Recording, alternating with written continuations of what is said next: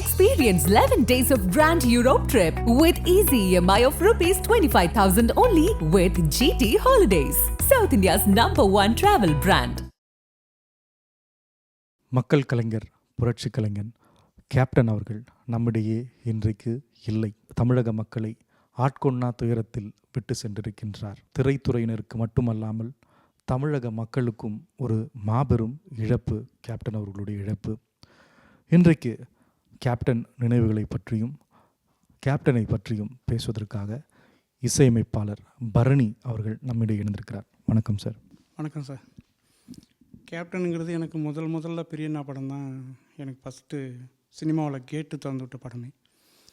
Captain Vijayakanth, S A. Chandrasekhar, S K. Subbaiah அவங்க 3 பேரும் சேர்ந்து தான் எனக்கு இந்த சினிமா வாழ்க்கையோட கேட்டே திறந்து விட்டாங்க.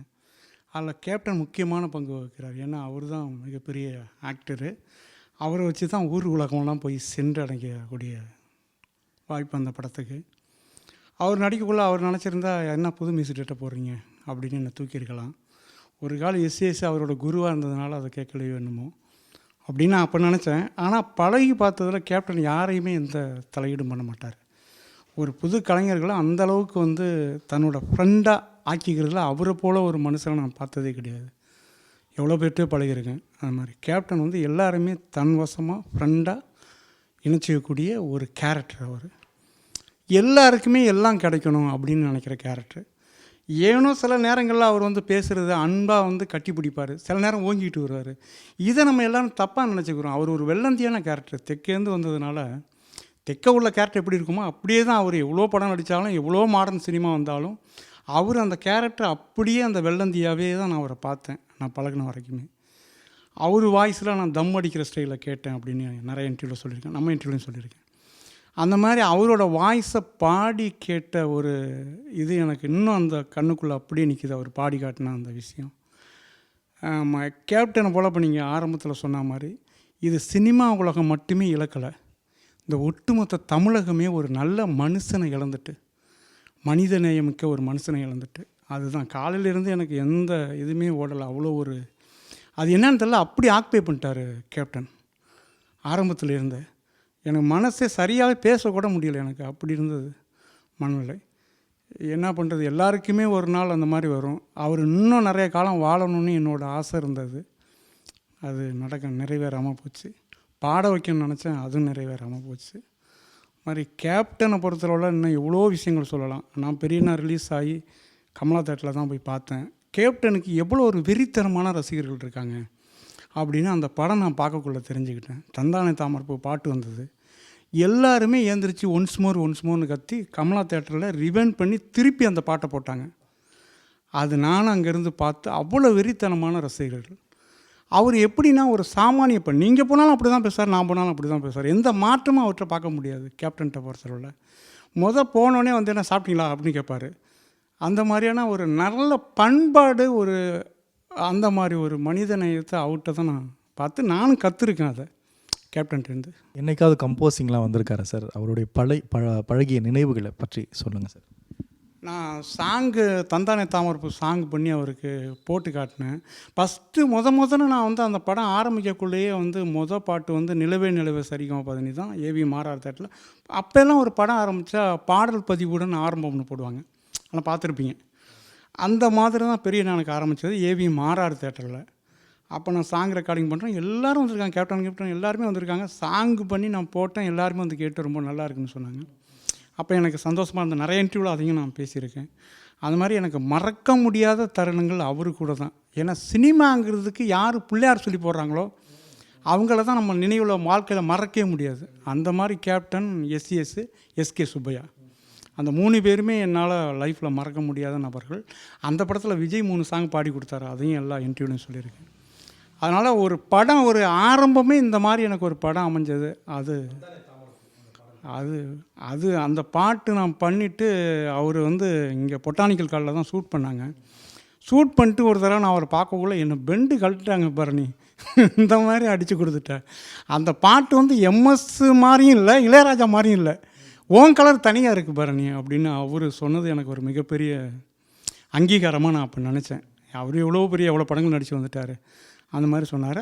அவர் சிரிச்சுக்கிட்டே சொன்ன அந்த வார்த்தை என்னை பெண்டு கழட்டிட்டாங்க அப்படின்னு சொன்னார். அதுவும் எனக்கு மறக்க முடியாத அந்த சம்பவம். நிறைய சாங் பண்ணக்குள்ளே பண்ணிவிட்டு அவர்கிட்ட போட்டு காட்டிட்டு இது நல்லா இருக்குது அந்த மாதிரிலாம் சொல்லுவார். அங்கே நாங்கள் ஒரு டீமாக தானே எல்லாமே ஒர்க் பண்ணது. எஸ்சிஎஸ்சினால எப்படி வந்து எஸ்பி முத்துராமன் வந்து ரஜினியை வச்சு இவ்வளோ படம் பண்ணியிருக்காரோ, அந்த மாதிரி எஸ்சிஎஸ்சி அவ்வளோ படம் வந்து விஜயகாந்தை வச்சு பண்ணியிருக்காரு. ரஜினிக்கு ஒரு எஸ்பி முத்துராமன்னா விஜயகாந்த் சாருக்கு ஒரு எஸ்சிஎஸ்சி அப்படி தான். அந்த மாதிரி அவர் வந்து அவ்வளோ படங்கள் பண்ணியிருக்காரு. அதே போல் அவருக்கு அந்த யூனிட்டே அப்படி அவர் என்னமோ எஸ்சிஎஸ்சி யூனிட்னால் ரொம்ப அவர் க்ளோஸாக இருப்பார். அது அவருக்கு ஒரு ஆத்மார்த்தமான ஒரு யூனிட் அது. அப்படி தான் என்கிட்டலாம் நடந்துக்கிட்டார், பழகிக்கிட்டார். என்கிட்ட மட்டும்தான் அப்படி பழகிறாருன்னா பார்த்தா எல்லாத்தையுமே அப்படி தான் பழகிறாரு. அந்த மாதிரி கேப்டன் ஒரு மிகப்பெரிய இது. நான் நினச்சேன் அரசியலில் வந்து அவர் ஒரு மிகப்பெரிய இடத்துக்கு வந்து தொடுவார் அப்படின்னு ஒரு நம்பிக்கை எனக்கு இருந்துச்சு. அது என் நம்பிக்கை நிறைவேறாமல் போச்சு. ஏன்னா நல்லா ஜெயிச்சு ஒரு 29 எம்எல்ஏவோட எதிர்கட்சியாக வந்திருந்தாருன்னா தமிழகத்துக்கு ஒரு மிகப்பெரிய நன்மை நடந்திருக்கும்.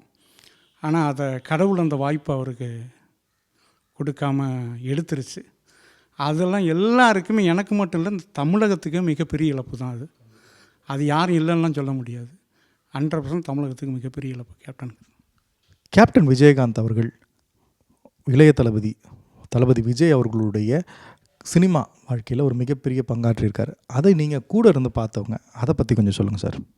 நான் படம் நடிச்சிக்கிட்டு இருந்தார். நாளைய திருப்பிலேருந்து நிறைய படம் அப்படி பண்ணிகிட்டு இருந்தோம். எஸ்சிஎஸ் வந்து அவர் போய் கேட்டோன்னே ஒரு வார்த்தை, அந்த மாதிரி ஒரு படம் பண்ணுறேன் அப்படின்னு கேட்டோன்னே அவர் ஒத்துக்கிட்டு பண்ணாருன்னு சாரே அதை இன்டர்வியூவில் சொல்லியிருக்காரு. அந்த மாதிரி வந்து அந்த காலகட்டத்தில் அவருக்கு வந்து அவர் கூட சேர்ந்து தம்பிங்கிற மாதிரி சேர்ந்து நடித்தாங்க. அந்த படம் செந்தூர பாண்டி நல்லா போன படம். அதுக்கப்புறம் வந்து நல்ல ஒரு பேர் வந்துட்டு அவர் நம்ம விஜய்க்கும் நல்ல பேர் வந்துட்டு. விஜயகாந்த் சார் அவர் ஏற்கனவே கேப்டனாக இருந்து அவ்வளோ படங்கள் நடித்து அவ்வளோ பெரிய ஆளாக இருந்தவர். அவர் சேர்ந்து நடித்தது விஜய்க்கு அந்த நேரம் ஒரு மிகப்பெரிய ப்ளஸ்ஸு. அதை இல்லைன்னு யாரும் சொல்ல முடியாது. சாரும் அதை சொல்லியிருக்காரு.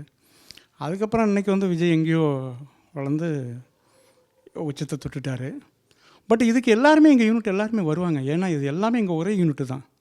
விஜயாக இருக்கட்டும், எஸ்சிஎஸ்ஸாக இருக்கட்டும், எல்லாருமே வருவாங்க. இதுக்கு எல்லாருமே அது ஒரு யூனிட் தானே சார், நாங்கள் ஒரே குடும்பம் தானே சார், எல்லோரும் அதில் கலந்துக்குவாங்க. ஏன்னா அவரோட இழப்பு எனக்கு மட்டும் இல்லை, எல்லாருக்குமே அது மிகப்பெரிய இழப்பு. அதான் சொன்னேன், தமிழகத்துக்கே இழப்புன்னு சொல்லிட்டேனே. நான் ஊரில் இருக்கக்குள்ள அவரோட படம் அம்மன் கோயில் கலக்கால, அந்த நேரம் நானே ராஜா நானா மந்திரி, அவன் தான் நிறைய படங்கள் பார்த்துருக்கேன். அந்த நானே ராஜா நானா மந்திரி படம் வந்து பயங்கரமாக இப்போ டிவியில் போட்டால் கூட பார்ப்பேன். ஒரு மாதிரி அந்த இன்னோசென்ட்டாக இருப்பார் அவர்.